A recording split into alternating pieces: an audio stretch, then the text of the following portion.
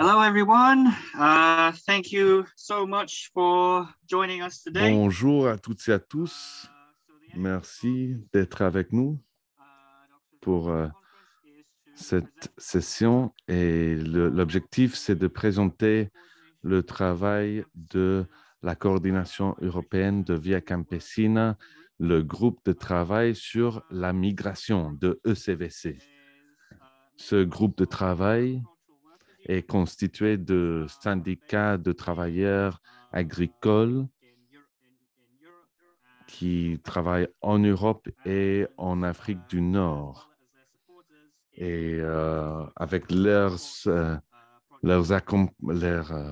personnes qui leur aident. La relation qu'on a créée parmi ces groupes,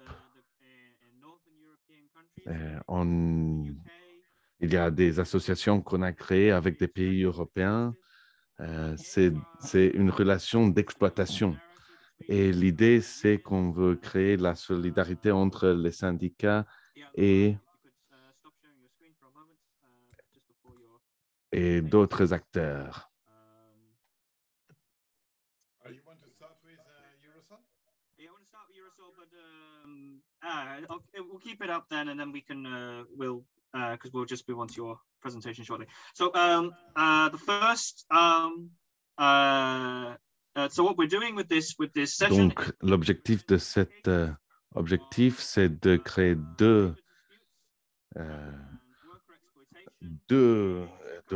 l'idée, c'est de parler de l'exploitation du travail dans deux pays, en Eurosol, en Almeria, en Espagne et aussi en Andorra, au Maroc. Nos intervenants sont Laurent qui travaille en Suisse et il est membre de Unitaire, et ça c'est l'organisation de la Via Campesina en Suisse. Et on a aussi Mohamed Makash, qui est chef du syndicat au Maroc. Et Laurent va nous raconter le cas du Maroc maintenant. Donc, vous voyez la présentation sur l'écran. Très bien. Et je vais me présenter. Je suis agronome de la Suisse et je travaille sur la durabilité. Je travaille sur la durabilité depuis longtemps et la responsabilité sociale, c'est un thème très important. Je suis membre de Unitaire. Unitaire, c'est un syndicat d'agriculteurs et la plupart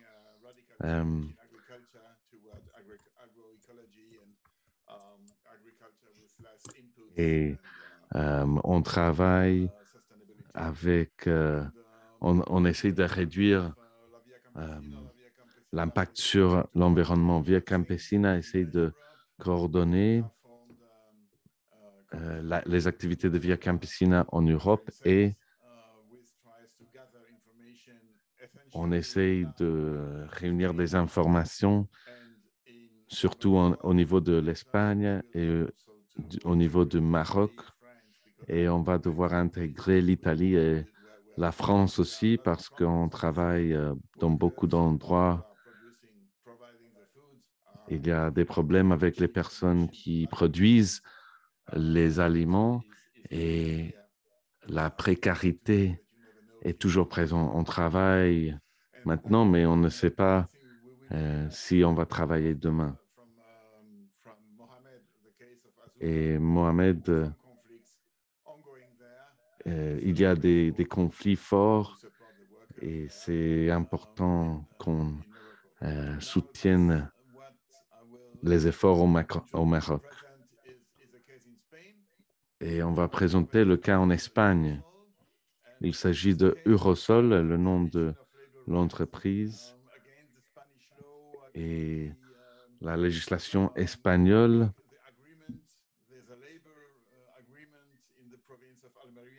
il y a un accord dans le thème du travail au Maroc Et il y a une longue tradition d'exploitation des droits de l'homme.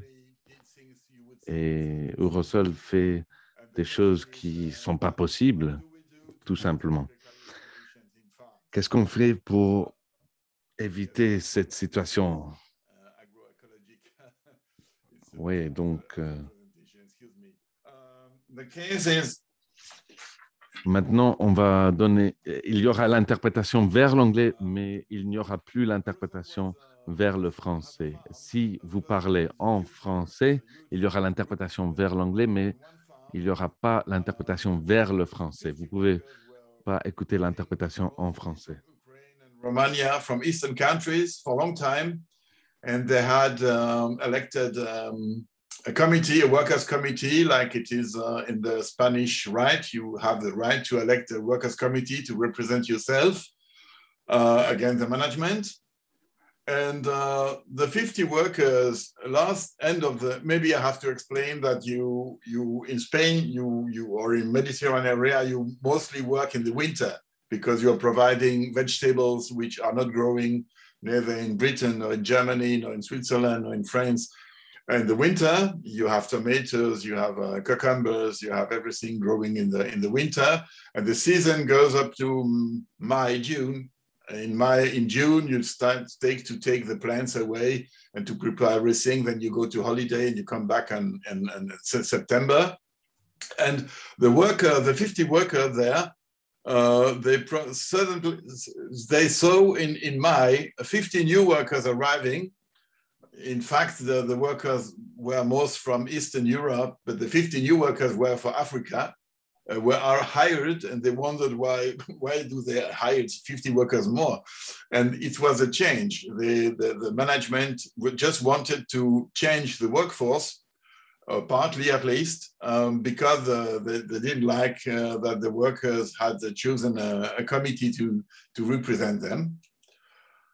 And then the trade union and the members of the workers' committee went to the management and said, hey, could we have a look at the contracts of the new workers? And the management refused to show the contracts, and you can guess why, because probably we never saw the contract. Nobody saw the contract, but you can guess it was, they were not conform with the Spanish law and with the local agreement on working conditions, con convenio colectivo de Almería, de agricultura.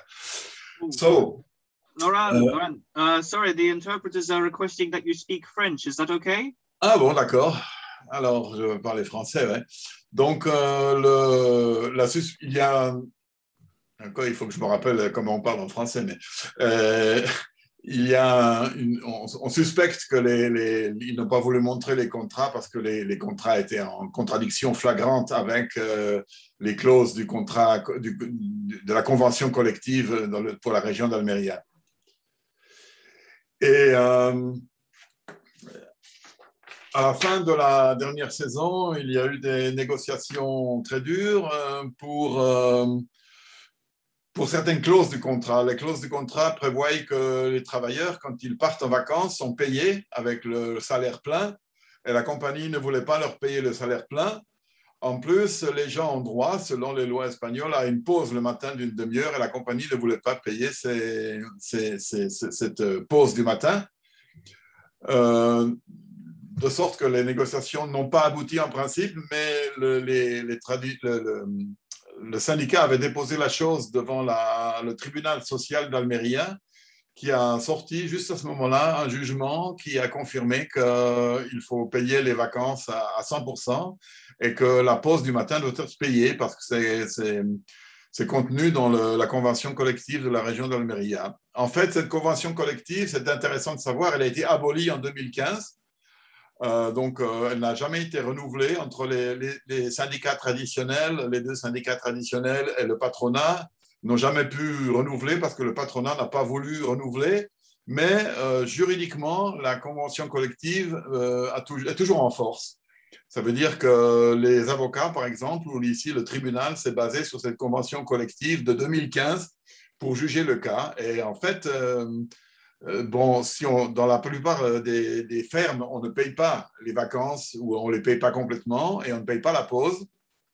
Mais en fait, c'est pour la première fois qu'on a obtenu une confirmation officielle de ce que ces choses qui sont contenues dans la convention collective doivent être accordées aux travailleurs. Et après la pause, donc les travailleurs africains avaient été engagés juste avant la pause. Je pense qu'ils ont fait quelques travaux pour débarrasser les restes de plantes, ce qu'on fait à la fin de la campagne en général. Et ensuite, les gens sont partis en vacances. Quand ils sont revenus, l'entreprise a licencié plusieurs travailleurs long service, des travailleurs qui avaient plusieurs années de service. Ils ont toujours continué à refuser de négocier avec le comité des travailleurs. Et ils ont licencié plusieurs travailleurs, ce qui est bien sûr a semé un climat de peur parmi les travailleurs qui étaient là depuis plusieurs années. Il y a eu des manœuvres sans fin. Vous savez comment c'est quand si vous ne plaisez pas au management, le management vous envoie faire des travaux désagréables, vous ne pouvez pas être avec l'équipe où vous étiez toujours, on vous envoie ailleurs, etc. Et donc, il y a eu une série de manœuvres pour intimider les travailleurs qui étaient là depuis longtemps. Et déjà, à la fin de la saison, en mai, le manager de la ferme avait organisé les travailleurs africains et leur avait fait signer un document demandant l'abolition du conseil de fabrique. Donc, le comité des travailleurs que les travailleurs avaient élu il y a 2 ans avant, 2 ou 3 ans avant, les nouveaux travailleurs ont demandé qu'ils soient abolis. Et il y a une longue liste.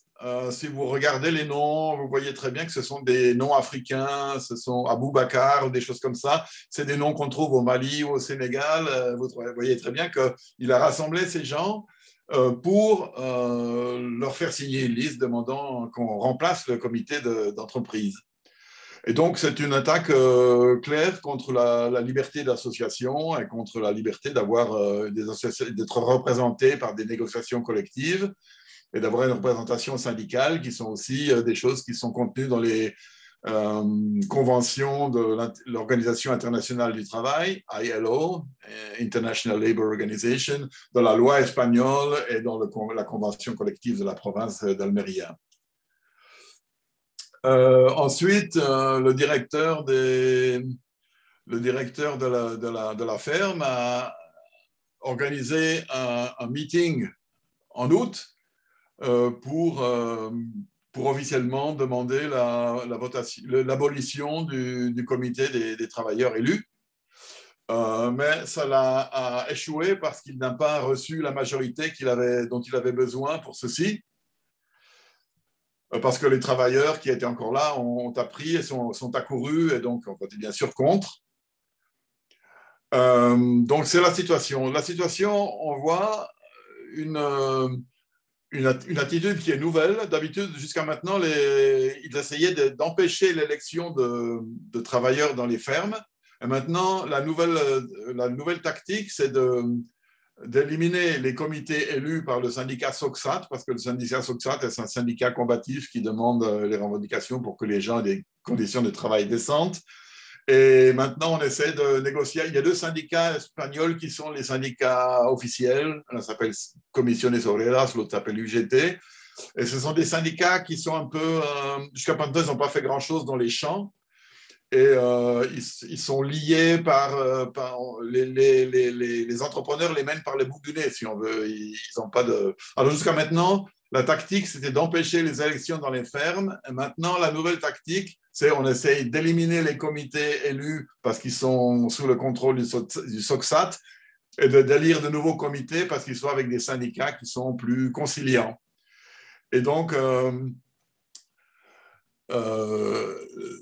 c'est la conclusion que nous en avons tirée, c'est que nous avons formé un groupe de pression commerciale qui rassemble ce genre d'informations et après nous parlons, par exemple en Angleterre, nous essayons d'interpréter ETI, Ethical Trade Initiative, nous essayons d'interpeller Tesco ou Sainsbury, ça c'est Catherine qui fait ça.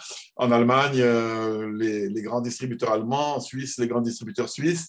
Et donc, tous ces grands distributeurs ont des grandes déclarations sur le développement durable. Ils sont tous pour le développement durable, ils sont tous pour les conditions de ILO, ils sont tous pour la responsabilité sociale. Mais dans leur chaîne d'approvisionnement, très souvent, il y a des abus, comme on peut le constater chez Eurosol, et ils ne font rien.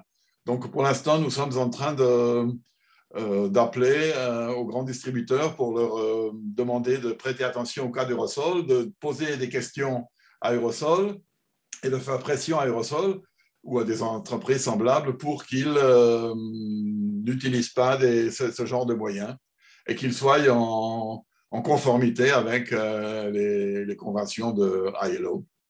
Donc, c'est ça que je voulais vous dire sur ce cas sur Eurosol. Je ne suis pas au courant des derniers développements parce que visiblement, l'entreprise veut éliminer le comité élu et en élire un autre avec l'aide de travailleurs qui sont… Et visiblement, les travailleurs africains ne sont pas au courant, sont probablement aussi neufs. Pour eux, l'Europe, c'est nouveau. Et vraiment, on joue une partie de la workforce, une partie des travailleurs contre l'autre partie. Et c'est une escalade dans la lutte sociale, si on veut. Voilà, c'est ce que j'avais à vous dire sur ce cas. Thanks so much, Laurent. I think this is a clear example of how the lengths even a company which, like Eurosol, which claims to be a sustainable agricultural company, claims to meet all of these international standards, the lengths it will go to dismiss workers who have managed to organize themselves and win certain rights of representation. And it is therefore, if we are to allow these, if we are to keep these rights, if we are to ensure that workers are allowed to organize, we must support each other. We must support these workers in struggle, especially because otherwise we will lose the right to organize. Next, I'd like to call on Mohamed Hakesh to talk about a very similar social struggle happening at the moment in Souss Massa in Morocco. This is in a company that's very connected to the United Kingdom, Azura, which exports its vegetables, specifically tomatoes, to Sainsbury's and Tesco.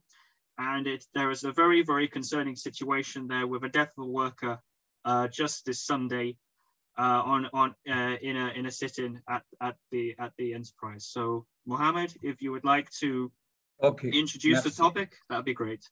Bon, merci. De toute façon, je suis très, très content d'être parmi vous. Le travail que nous faisons, c'est un travail, je veux dire, très important, surtout dans ces moments-là où les travailleurs et les travailleuses et les paysans, d'une manière générale, prennent des coups très, très sévères au moment de cette pandémie. Nous avons travaillé déjà ensemble, déjà avec SOC, et déjà, vous savez très bien qu'à partir de janvier, à Ouilba, déjà, il y aura 12 200 qui commencent à traverser maintenant la Méditerranée pour aller à Ouilba, ces moments-ci. Donc, le Maroc, vous le voyez, il est comme étant un pont entre l'Afrique et l'Europe. Et c'est pour cela que le travail avec vous, c'est très intéressant. Pour ma part, pour parler de sujets dont vous m'avez interpellé, premièrement, il y a 4 points, je veux dire. Le premier, c'est de vous présenter brièvement la région de Souss Massa, pourquoi elle est aussi importante, de vous présenter pourquoi tout le monde est attiré par cette région.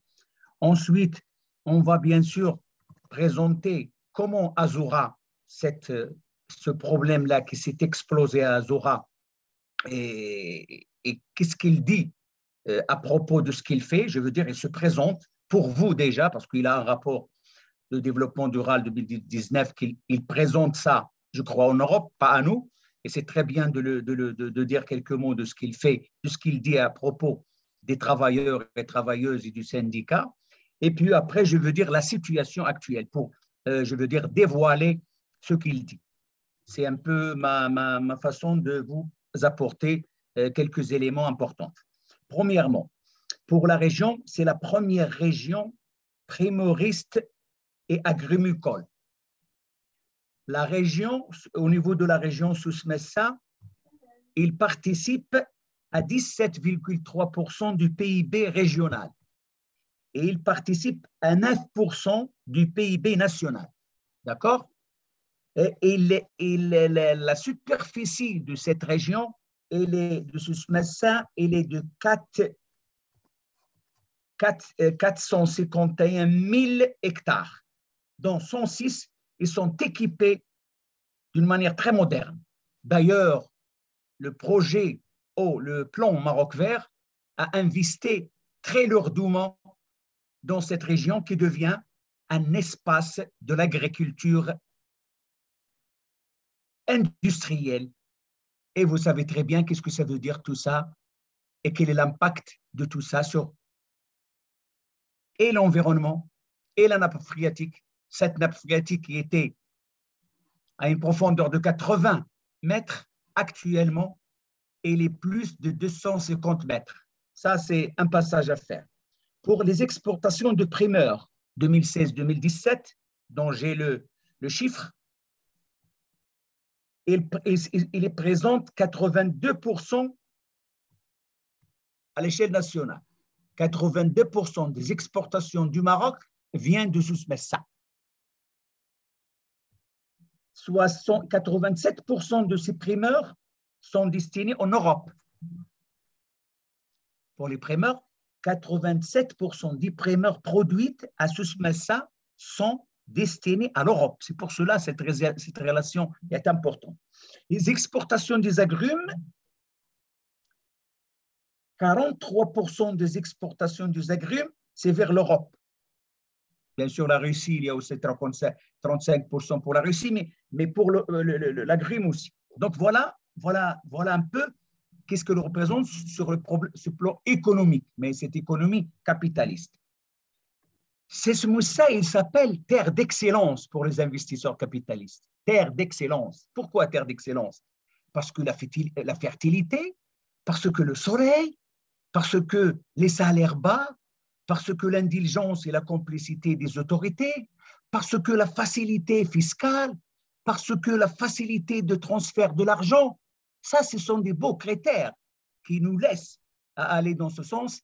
Et c'est dans cette région que Azura a battu son empire, bien sûr, à côté d'un certain nombre aussi de sociétés comme Quatilében, hollandaise, etc.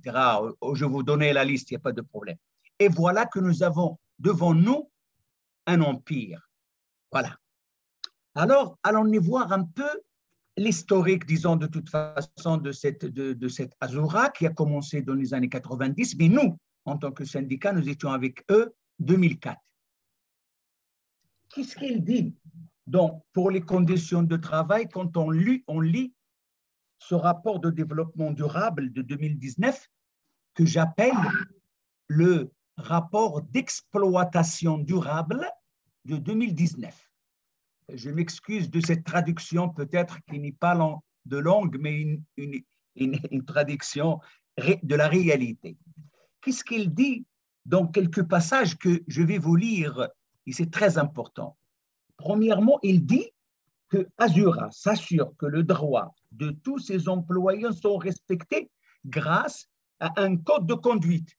Ce code de conduite qu'on ne connaît pas, d'accord, qui s'inspire, ce code, il s'inspire de la Déclaration universelle des droits de l'homme, Allah, des Nations Unies, des principes agissant des entreprises dans le domaine des droits de l'enfant, Allah aussi, les principes directeurs de l'OCDE, à l'intention des entreprises nationales et conventions, et l'Organisation internationale du travail.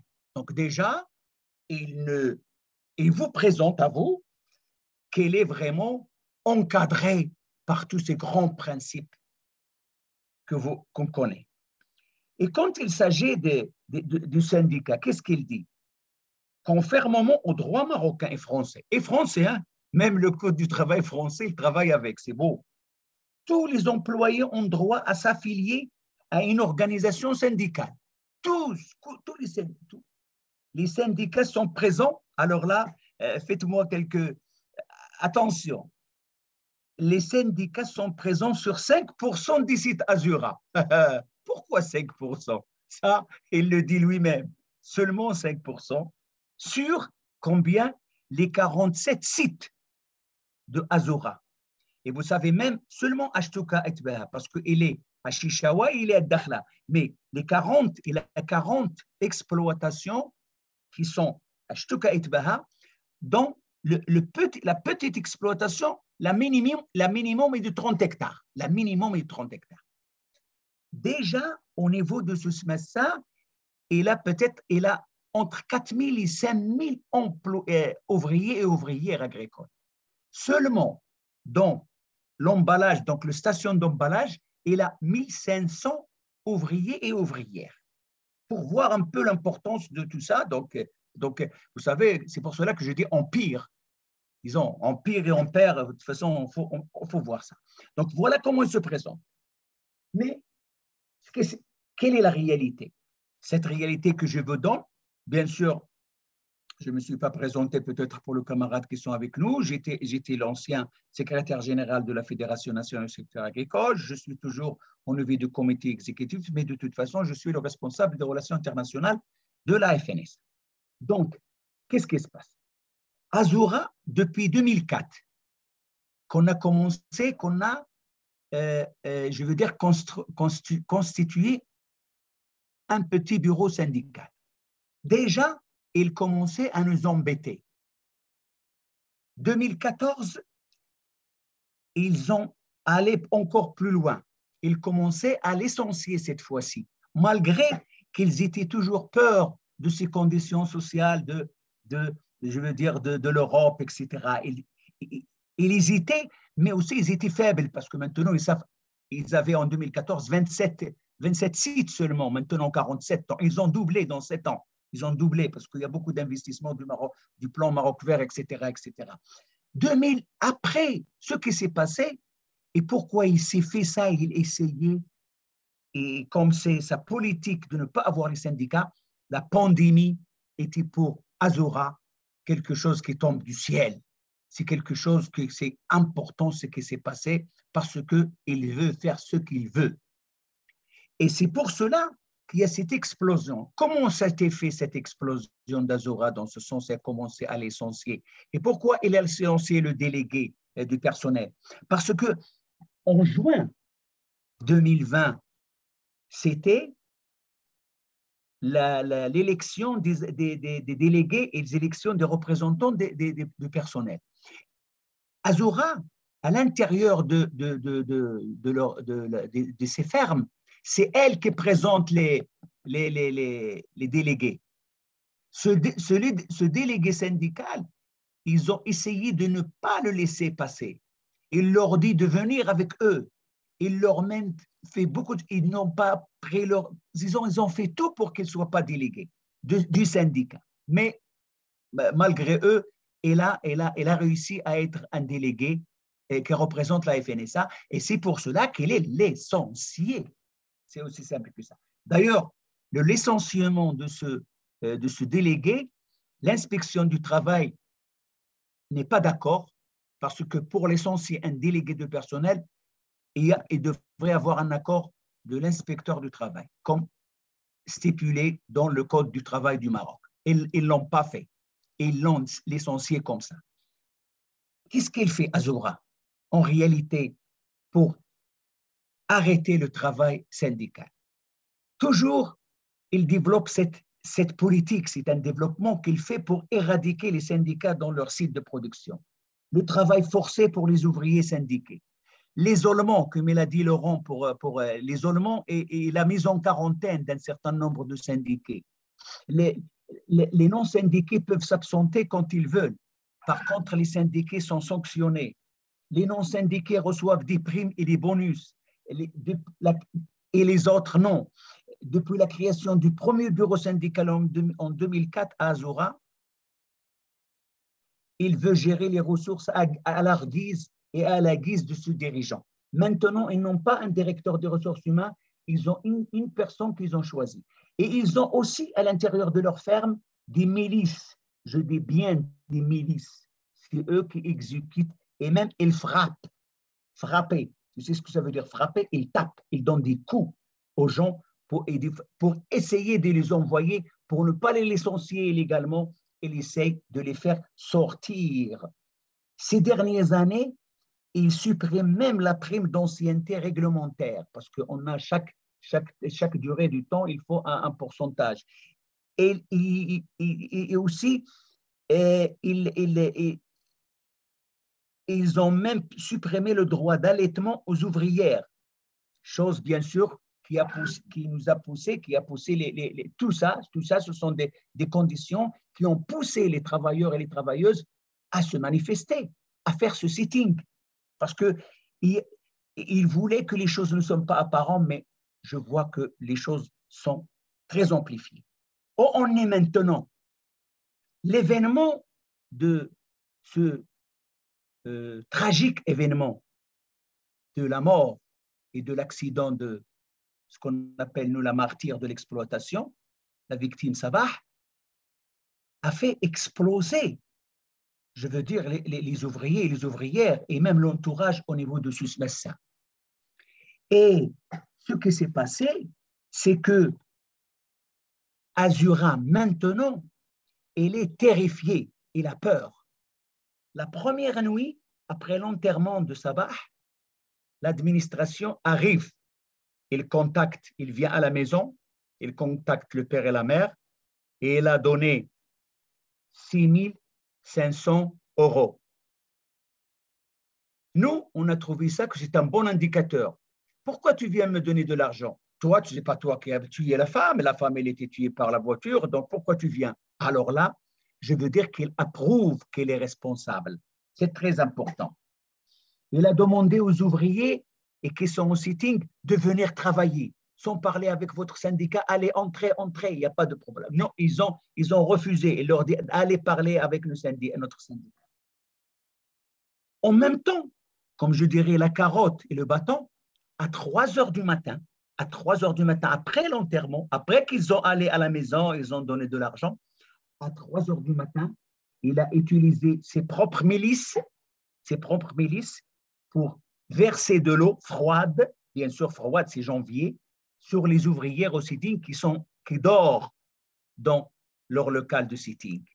Regardez-moi cette affreuse, comment vous direz, voilà, la beauté, quoi, les droits de l'homme, machin, etc. De toute façon, tout ce que je dis, si vous pouvez dire à Azura quelque part de venir nous parler ou de vous envoyer, vous allez envoyer un journaliste d'investigation pour aller voir à l'intérieur ce qui se passe. C'est là les couilles, comme on dit en français, c'est là la possibilité de le faire. Nous sommes là à l'affronter. Soit qu'il va parler avec nous en face à face dans un espace de télévision, ou bien vous allez avoir un journaliste qui vient de l'Europe et qui va voir ce qui se passe. Ça, on le demande affreusement. Et maintenant, en ce moment dont je veux parler, ils sont encerclés. Mais cette fois-ci, ce qui est très important et que la Via Campesina travaille beaucoup, c'est ce qu'on appelle les multinationales, les transnationales. Pourquoi je dis ça? Parce qu'il a fait appel au service du G4S britannique. Généralement, G4S, elle est pour transporter les fonds.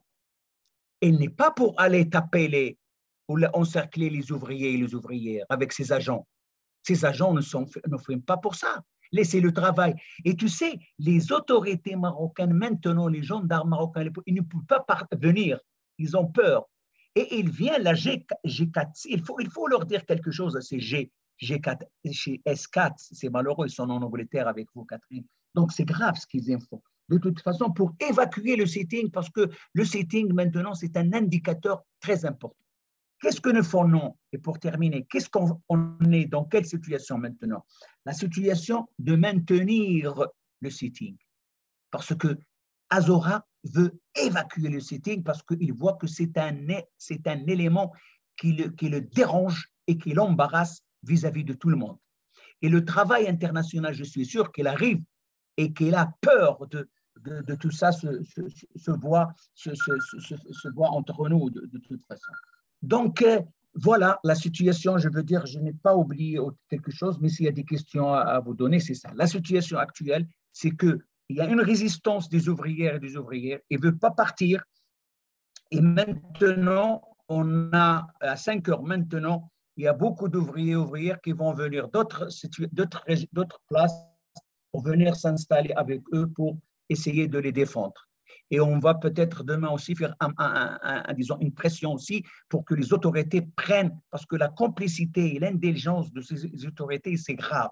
Ça veut dire qu'ils les laissent faire ce qu'ils veulent. Ils ont accumulé des milliards et des milliards. Déjà seulement dans la distribution, je croyais, j'ai vu un chiffre qui m'a effrayé, c'était 550 millions d'euros seulement pour la distribution des tomates, etc. C'est quelque chose de très petit. Je ne sais pas combien d'argent qu'il a accumulé depuis qu'il est là avec, je ne sais pas, une dizaine d'exploitations. Maintenant, il a 47 et il a je ne sais pas combien d'ouvriers agricoles. Et c'est sur le dos de ces ouvriers agricoles qu'il a fait ses richesses, mais malheureusement, il les tue de cette manière. Je m'excuse d'être un peu agité, mais je ne peux pas faire autrement et je m'excuse. Merci.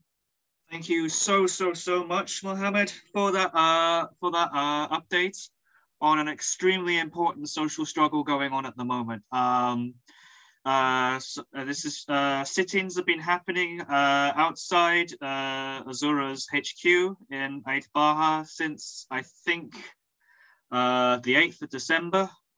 When union representatives were dismissed from the Marissa 9 farm, and it's the way that these workers have been treated is appalling. And again, this is for produce that is sold and bought in the UK. You will notice when you go into supermarkets in the UK more and more that you are seeing more and more produce from Morocco. There has been a new association agreement agreed very recently, just in the last month, between the UK and Morocco. The UK hosted the Moroccan foreign minister just here last month. And this is the reality of the produce that we see in our supermarkets. This is the conditions for the people that spend their lives producing that food. And the result is, because of the way Azura has acted, that a young worker of 30 years old who leaves behind 4 children has been killed.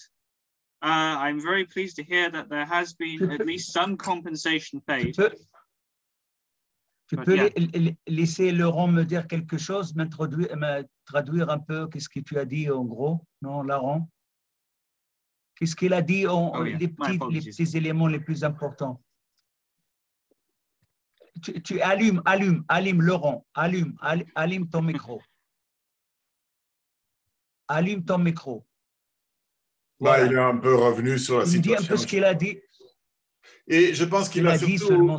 Tu m'entends? Il a surtout rendu les gens attentifs au fait que les produits du Maroc étaient distribués en Angleterre, qu'on trouvait les produits d'Azura dans les supermarchés anglais. Et je pense que c'est un peu un appel aux consommateurs à réagir, à comprendre ce qui se passe derrière la production des légumes qui viennent du Maroc et à faire pression pour que ces légumes soient produits dans des conditions décentes. Je crois que c'était le plus important de ce qu'il a dit. Et qu'il a aussi dit qu'il y a eu un accord particulier après le Brexit.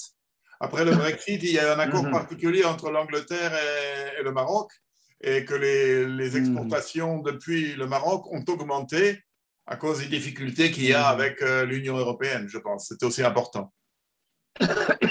Exactement. Je peux dire un mot, le jour 40, le 40e jour, on va faire une grande réunion à la maison de la victime. On va se rassembler Et je veux bien que quelqu'un de vous, si vous pouvez être parmi nous, le 40e jour, je vais vous dire la date, si vous pouvez la possibilité d'être parmi nous, ça sera très important. Do you understand? Il a compris, Catherine. Vous avez compris? OK, d'accord. Okay, we are going to open up to sort of questions and comments. So if any audience members have anything they'd like to raise, anything they'd like addressed, if you could post it in the Q&A, that would be great, and then we can address it. If everyone's satisfied, then I have some points I can raise as well. Thank you very much, Brigitte. I'm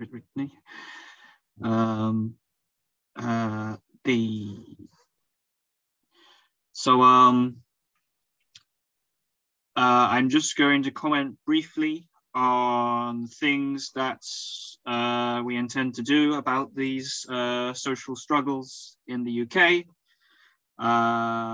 As Laurent mentioned, there is a framework in the UK called the Ethical Trading Initiative, which brings together supermarkets and trade unions and NGOs, seeking to ensure that International Labour Organization standards are upheld within supply chains. There is a whistleblower system, and we are compiling all the information and statements that the FNSA has released on this issue to send to UK supermarkets to encourage them to sanction Azura until this situation is resolved, because this is as has been, I don't know whether it's been explained, the dismissal of trade union representatives at this farm is illegal.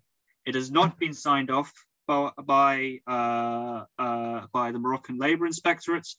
It is not legally valid, and so therefore it is what we are seeing here is UK supermarkets, by continuing to support and buy from Azura at the moment, are supporting breaches of Moroccan labour law. They are benefiting from illegal practices.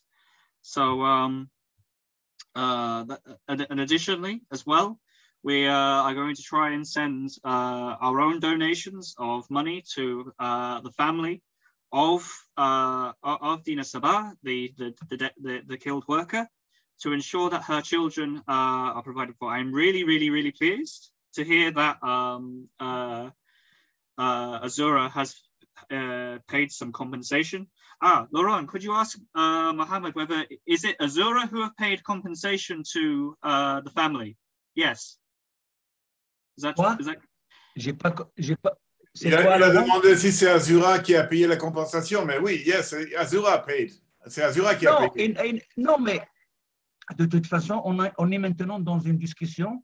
Azura, de toute façon, il est venu chez les familles, il a donné ses 500, etc. Mais maintenant, il y a une grande discussion sur est-ce accident de travail ou l'accident de la route. Il y a cette manière, voilà. Et est-ce Sabah était en grève ou il n'est pas en grève? Est-ce qu'il travaille, il ne travaille pas? Et il y a cette discussion. Et combien on peut avoir si c'est ça, accident de travail? Et combien on peut avoir si accident, etc. Ça, on est encore en discuter. On va voir ce qu'ils vont écrire, les gendarmes, et tout ça, c'est un peu un problème. Mais de toute façon, eux, ils doivent avoir une pension. Ce n'est pas ce qu'il va donner maintenant. Il faut avoir une pension. On va voir exactement est-ce qu'il a au niveau de la CNSS, combien il a payé pour la CNSS, est-ce qu'il l'a déclaré à la CNSS ou non. Il y a beaucoup de questions qu'on peut gérer. Après, on va vous mettre au courant. CNSS, c'est la Caisse nationale d'assurance. Hein? C'est la Caisse nationale de sécurité sociale, oui. Ouais. Les retraites. Exactement. Okay, great. Are there any questions from the audience? That is the in the background of Mohammed. That is the killed worker and her family. And I think it is ridiculous to say that this is a traffic accident when, for one thing, Azura made it so workers could not assemble outside the gates in a safe manner. The gates go past, are just next to a very, very busy highway. And they parked cars in front of the gates to prevent workers from, assembling safely. So the idea that it could be just a car accident, and also, these protests would not even be happening if they reinstated the sacked workers and respected the agreements that they have with FNSA. I've just seen there is a question. Okay, from Becky Grove. So this is a question for yours. So everyday people in the UK in general seem to not have any awareness of these heartbreaking issues. And, there's such little connection to food other than the supermarkets.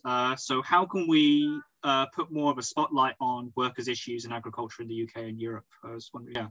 Laurent, qu'est-ce que vous faites? Et vous avez parlé des certificateurs de Azora. Attends, oui, c'est aussi c'est une issue. You want me to speak in French or English?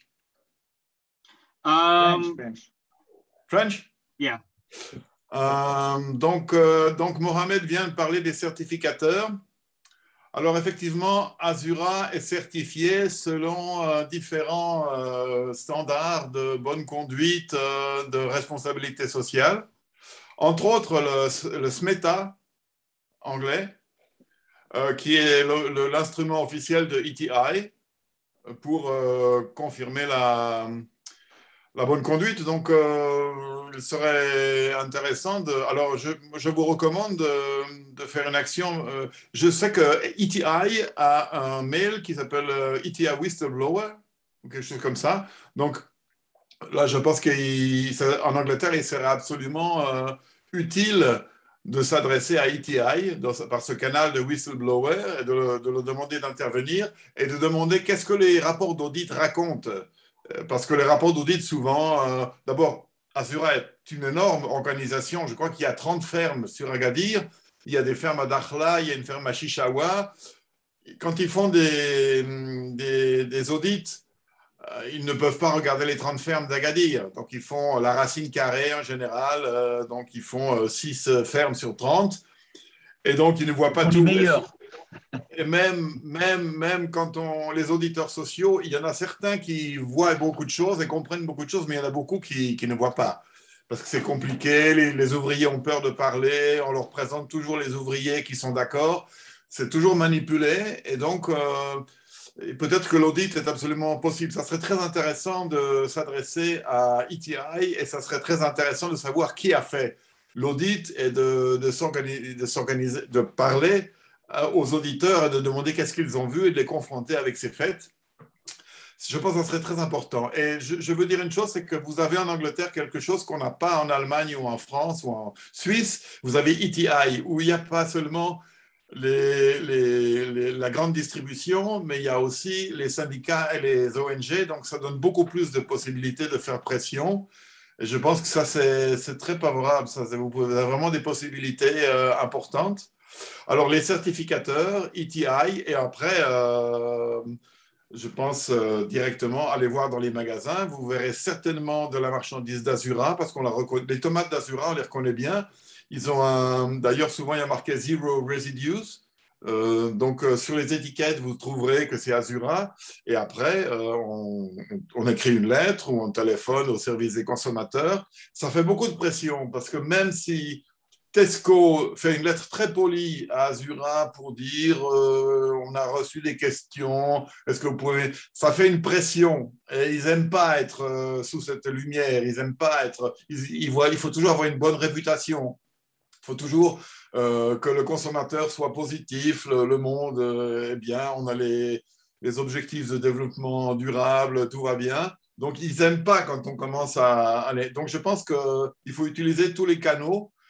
Nous le faisons aussi. Nous avons interpellé un des grands distributeurs suisses. Nous n'avons pas encore de réponse, mais en général, en tout cas en Suisse, ils nous donnent des réponses. Souvent, les réponses, ils essayent d'échapper un peu ou ils disent seulement la moitié des choses. Mais je pense qu'on a vraiment des possibilités si on utilise ces canaux et ces instruments-là qu'on a. Laurent,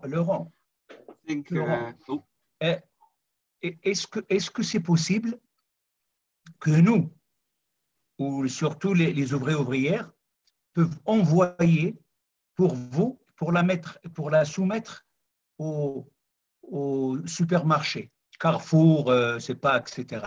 Envoyer quoi? On va envoyer une lettre, les ouvrières expliquent leur souffrance avec Azura. Ils vont même la signer. Voilà ce qui se passe, voilà ce qui se passe, voilà ce qui se passe. Et si vous voulez on va laisser Catherine, voilà. Catherine l'a compris. Brilliant, yes. C'est pas moi. Et puis, vous allez l'envoyer parce que moi, pourquoi je vous dis ça? Parce que je l'ai fait. Moi, c'était un combat avec un grand producteur de fleurs ici au Maroc. Et en janvier, j'ai envoyé à Carrefour, directement, moi, je l'ai fait, à Carrefour en leur disant que ces plantes que vous allez donner à votre grand-mère qui est malade à l'hôpital ou avec votre femme ou je ne sais pas quoi, votre fiancée, elle est pleine de sang des jeunes femmes qui ont travaillé, etc. Donc, ils l'ont envoyé, quoi. Ils nous ont envoyé la lettre. Ils l'ont envoyé aussi à ce monsieur-là qui vendait à Rungis, à Paris. Il vendait les fleurs à Paris. Donc, c'était comme ça. J'ai pensé, est-ce que c'est possible pour maintenant le faire avec Azura ou non? À Catherine de me dire. I think that would be a brilliant idea as well. I think when it comes to sort of like building awareness for consumers in the UK, I think often there's a lot of cynicism, like, oh, there's not, even if people are aware that exploitation is happening, they don't feel that there's anything that can be done about it, but that is not true. People in the UK are very, very powerful on this. We as citizens of a first world country have more power than we, really think that, that we're aware of. We can really affect changes in other parts of the world if we are concerted on this. So I think it is a case of organizations like the Land Workers Alliance doing the work on this, but sort of compiling the evidence of what's happening, disseminating it along its networks, and providing consumers with a way that they can place pressure on the supermarkets. And one way of doing this is through contacting initiatives like the Ethical Trading Initiative. Another way of it is writing to the supermarkets. And I think by doing the work around this, by providing consumers with a way to do this, like model letters for consumers to fill in, to send to supermarkets, we can affect some change.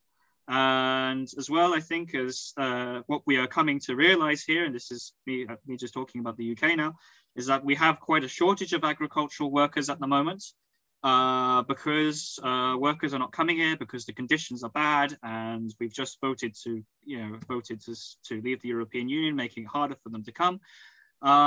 We are suddenly realizing now that the people that pick our vegetables are people, that they are people who will not come if they are not treated correctly. And I think that awareness is going to, as prices rise and we see shortages, that's going to become even deeper. And I think as well, like I think as Becky says, like a campaign that is able to humanize people and I think that this letter that Mohammed suggests from the workers to the UK supermarkets, I think is a very powerful tool. It's, especially signed by the workers saying that, this is what our conditions are and we deplore them. I think it's going to be very, very difficult for them to counter that. Okay, I'm just aware a little bit of the time. We have about 2 minutes left before we must leave. So I just wanted to say thank you so much, Laurent and Mohammed. That was a wonderful meeting. I really, really appreciate all of the contributions you made. I also want to say a really, really, really, really, really huge thank you to Joe, our interpreter, who was not expecting to speak French. He was expecting to speak Spanish. So thank you so much for stepping in the last minute. You did an amazing, amazing job. Thank you so much. Okay. Thank you. Thank you. Okay. All right. Thank you all for you. Thanks for you. Yes. All right. Thank you so much. All right. We'll see you all later. Goodbye. Bye. See you. Bye-bye. See you. Bye.